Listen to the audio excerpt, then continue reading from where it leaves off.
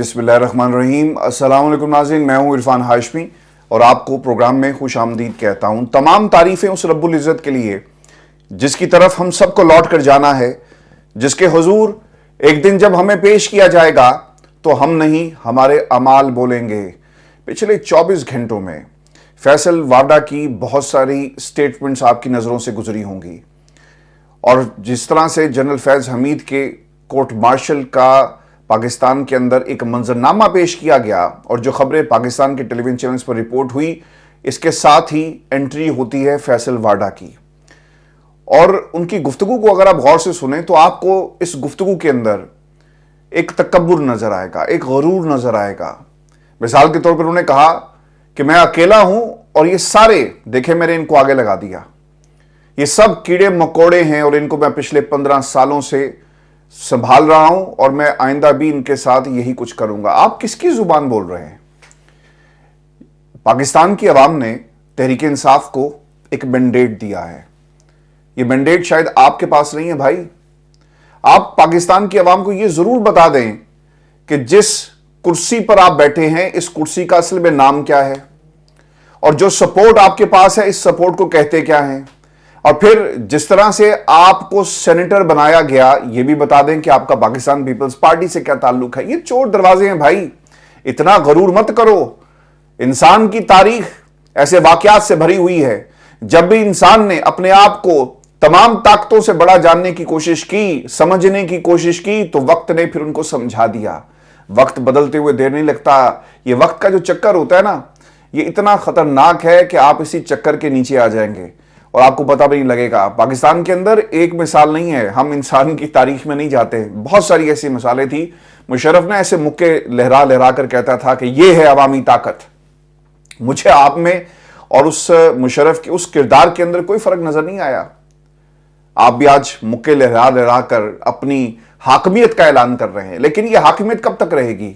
उस दिन से डरें, खुदा का खौफ खाएं, क्योंकि जब आप इंसानों को कहते हैं ना कि ये कीड़े मकोड़े हैं, तो ये कहीं ना कहीं नोट होती है ज़रूर बात।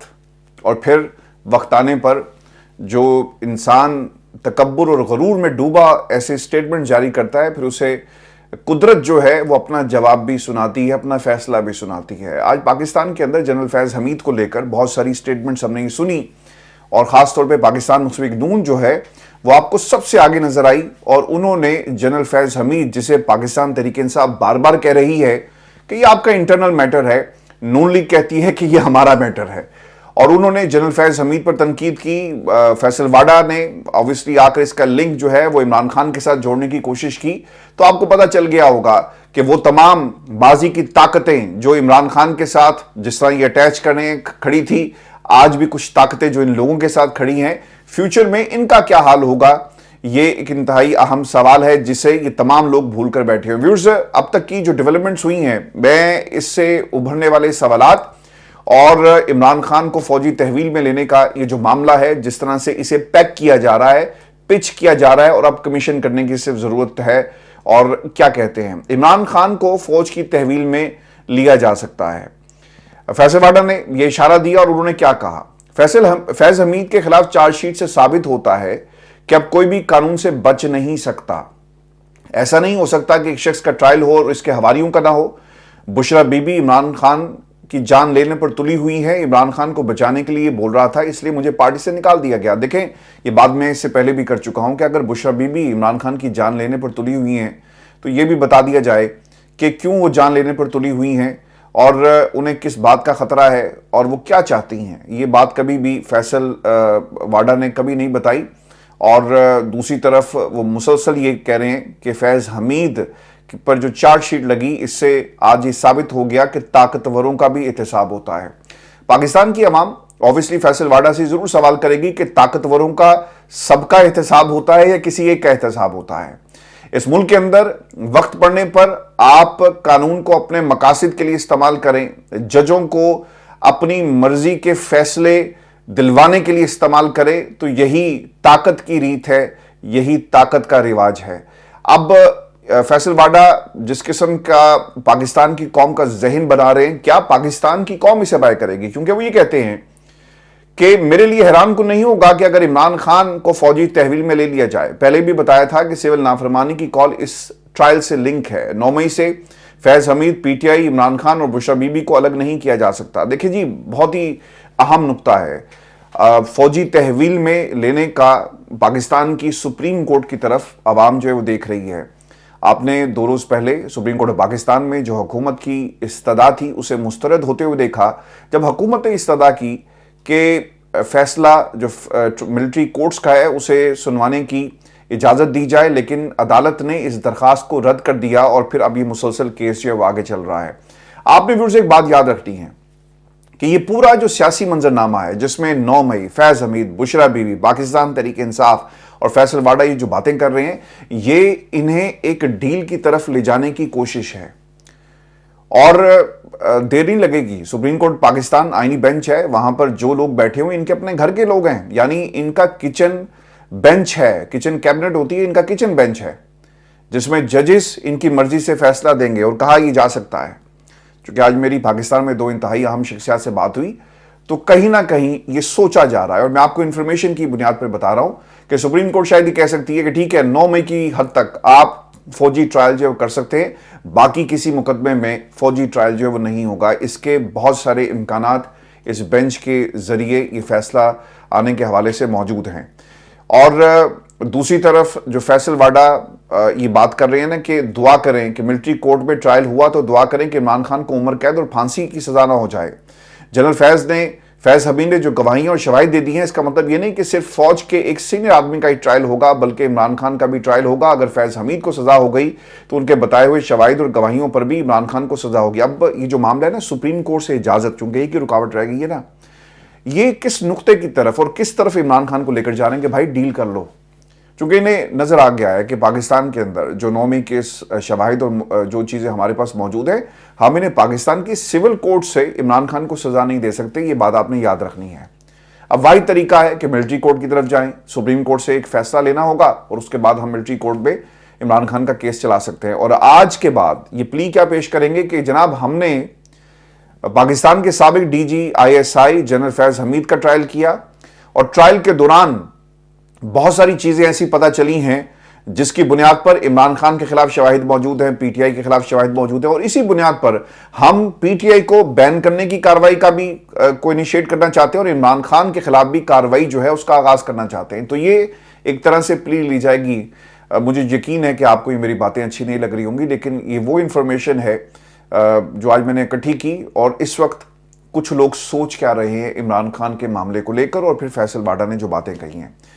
اور گواہی کو عمران خان کے خلاف استعمال کیا جائے گا. نقطہ جس کی طرف یہ لے کر جا رہے ہیں نا وہ یہ ہے کہ خان ڈیل کر لو, اور ان کو معلوم ہے کہ عمران خان ڈیل نہیں کرے گا. اس کا ایک جواب نا ہمیں نون لیگ کے ہاں سے بھی ملا ہے, اور یہ بہت ہی انٹرسٹنگ بات ہے, چونکہ یہ سارے مل کر عمران خان کو توڑ نہیں سکے. عمران خان کے خلاف مقدمات پاکستان کی عدالتوں میں چلاتے تو ضرور ہیں, لیکن یہ مقدمات عدم ثبوتوں کی بنیاد پر چل نہیں سکتے. آپ نے وکلا کی ایک پوری پلٹون کھڑی کی, وہاں پر آپ کو دلائل کم اور وکلا زیادہ نظر آئیں گے. فواد چودھری صاحب نے یہ سوال کیا رانا صاحب سے, اور رانا صاحب کو کہا کہ نئے الیکشن کا سوچیں اور عمران خان کو رہا کریں. اس پر رانا ثناء اللہ نے کیا جواب دیا, یہ مینٹیلٹی ان دونوں جو کوارٹر سے جو ہمارے سامنے آ رہی ہے. رانا صاحب یہ کہتے ہیں کہ پھر یہ سسٹم ختم ہو جائے گا, عمران خان 2/3 اکثریت سے جیت جائے گا, آپ بتائیں کہ عمران خان کو تلوار دے دیں کہ وہ ہمیں ذبح کر دے.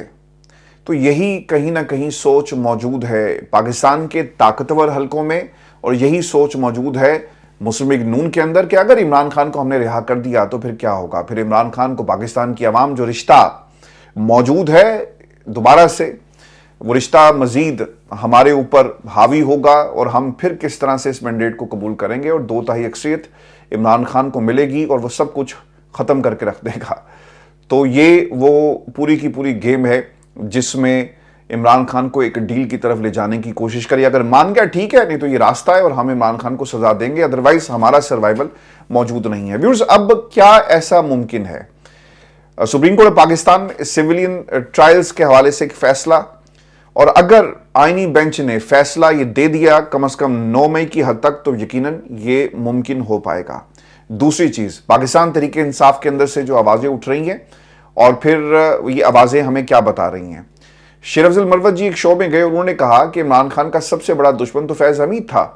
पीपल्स पार्टी और नून लीग से हमें लड़वाया, काजी फायजीसा के खिलाफ बाजवा की इमा पर रेफरेंस बनवाया जिसको हम भुगतते रहे, तालिबान को भी फैज हमीद लाया, और तहरीक इंसाफ का मौकिफ मिस्टर गोहर ने कहा कि ये फौज का अंदरूनी मामला है इसलिए हम इस पर कमेंट नहीं करेंगे। देखिए शेर अफजल मरवत जो बात करें ना, इस हद तक जरूर सही है कि इमरान खान को ये जितने भी ताकत में नशे में जो चूर लोग होते हैं ना, वो ऑब्वियसली कहीं ना कहीं हमदर्दियां तलाश करते हैं पाकिस्तान के सिविलियन क्वार्टर्स के अंदर, और ऑब्वियसली इनको एक एक्सटेंशन चाहिए, इनको एक बड़ा ओहदा चाहिए। तो क्या ये मुमकिन नहीं है? बिल्कुल मुमकिन है।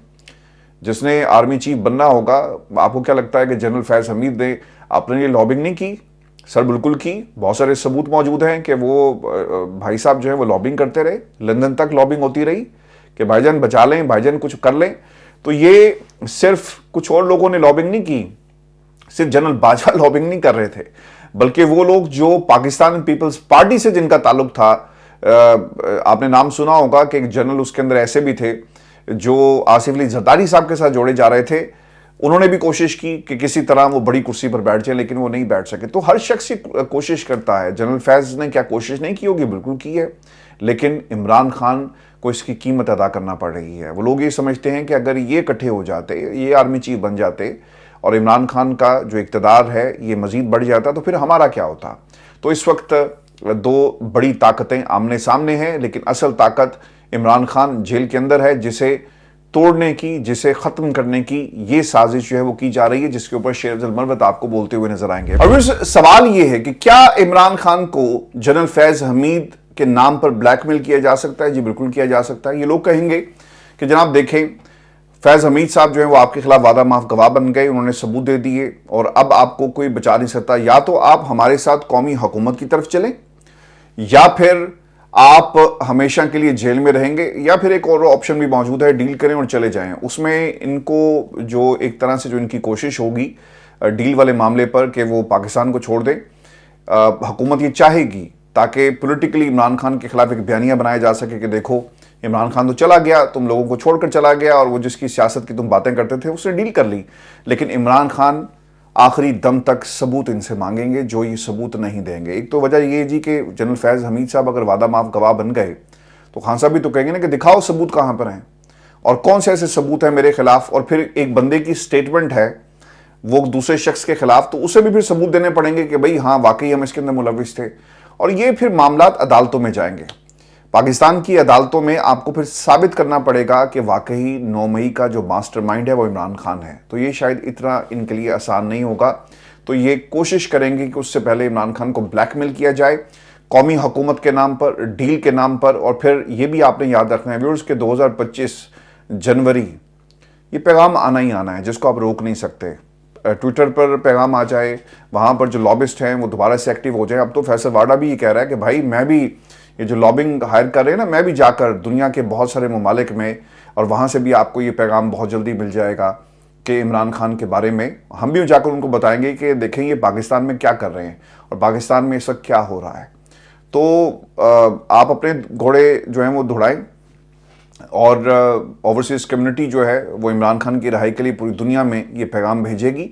आपने व्यूअर्स एक चीज़ अगर नोट की हो, पिछले कुछ अरसे से खान साहब मुसलसल ये कह रहे हैं ना कि इंटरनेशनली आवाज़ को उठाएं।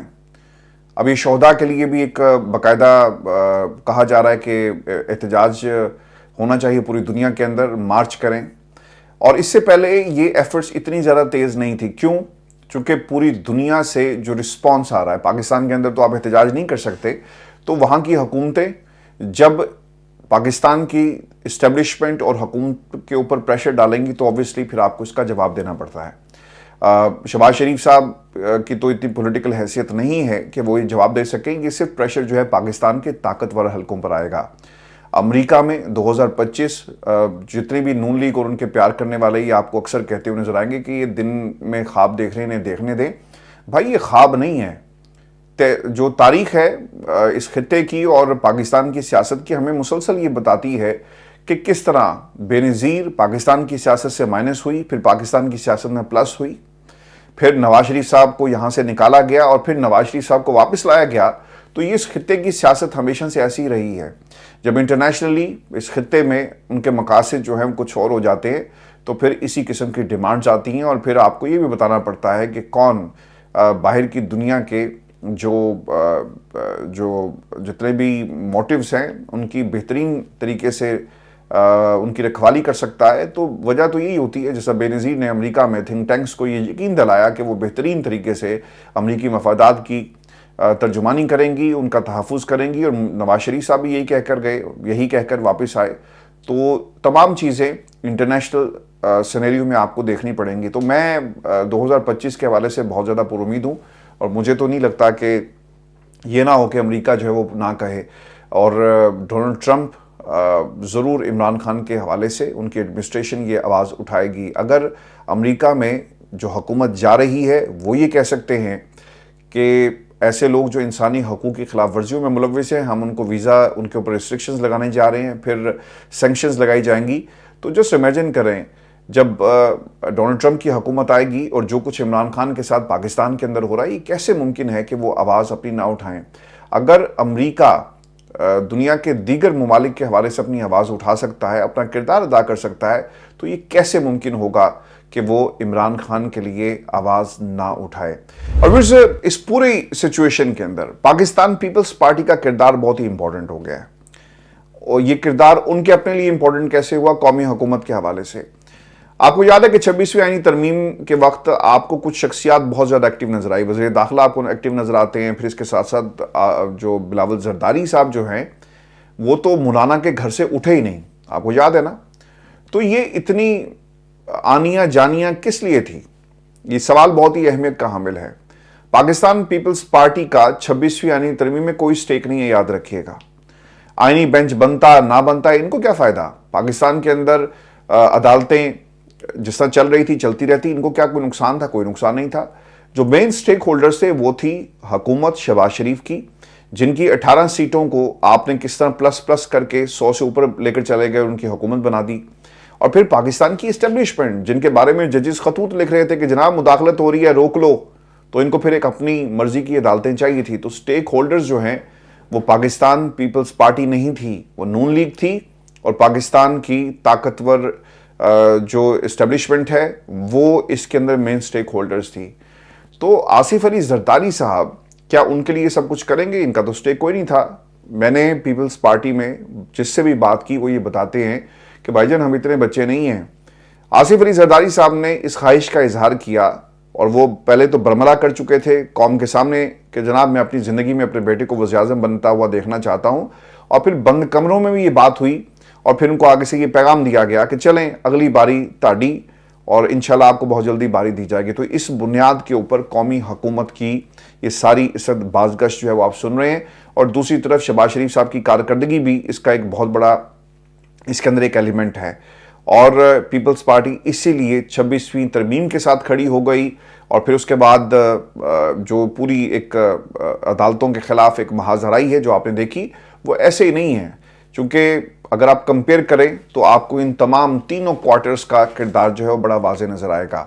عمر ایوب صاحب نے ایک دھواں دار تقریر کی ہے پاکستان کے اندر, اور وہ یہ کہتے ہیں قومی اسمبلی کے اجلاس میں کہ شاہ محمود, ڈاکٹر یاسمین راشد, ہمارے بہت سارے لوگ جیلوں میں ہیں. اسلام آباد میں پشتون شہریوں کو گرفتار کیا جا رہا ہے کیونکہ پختون ہونا جرم بنایا جا رہا ہے. ماڈل ٹاؤن اور 26 نومبر کا خون شہباز شریف کے ہاتھوں پر ہے. آنے والی نسلیں پوچھیں گی کہ گولی کیوں چلائی؟ 26 نومبر کو گولی چلانے کا حکم وزیر اعظم نے دیا. ہم اس ملک کو آگے لے کر جانا چاہتے ہیں, ضروری ہے کہ تحریک انصاف کے نہتے لوگوں کو ریلیز کیا جائے. علیمین گنڈا پور, بشرا بی بی کی گاڑیوں کو ہٹ کیا, گاڑیاں ماری گئی, پستول بندوقیں تانی گئی, سیمنٹ بلوک خاردار تاروں کے اوپر سے گاڑیاں گزاری. گاڑیاں ہری پور داخل ہوئی تو ٹائروں میں آگ لگی ہوئی تھی. پختونخوا تک ہمارا پیچھا کیا گیا. ہمارے مطالبات نہ مانے گئے تو سول نافرمانی کی تحریک کا آغاز کریں گے. اوورسیز پاکستانی پیسہ بھیجنا محدود کریں گے, اور ہمارا مطالبہ ہے کہ غیر جانبدار جوڈیشل کمیشن ہونا چاہیے جو اس چیز کی طے میں جائے کہ گولی کیوں چلائی اور کس نے آرڈر دیا.